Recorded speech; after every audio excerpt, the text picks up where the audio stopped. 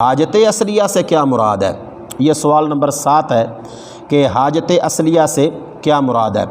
حاجت اصلیہ سے مراد وہ چیزیں ہیں کہ جن کی عموماً انسان کو زندگی گزارنے کے لیے ضرورت پڑتی ہے۔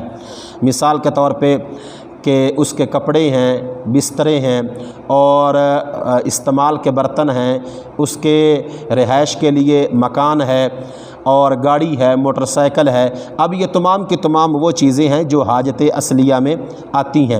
چند چیزیں وہ ہیں جو حاجت اصلیہ میں نہیں آتی۔ یہ ذرا تفصیل سے اس بات کو سمجھیے گا کہ شریعت کے اندر ہر چیز کی وضاحت کو بیان کیا گیا ہے اور فقہائے کرام نے احادیث اور قرآن و سنت سے ان باتوں کو ماخوذ کر کے امت کی خدمت کی ہے۔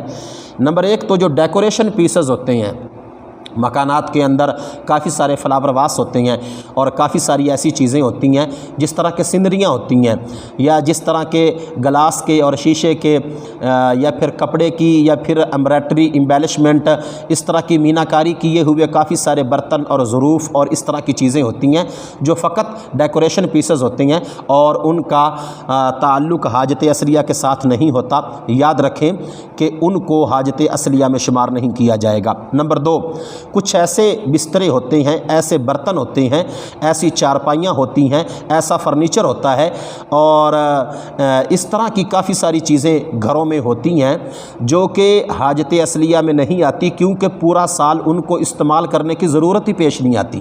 تو یاد رکھیں وہ ساری کی ساری چیزیں جو پورا سال قطعی طور پہ استعمال نہیں ہوتی، ان کا حاجت اصلیہ میں شمار نہیں ہوتا۔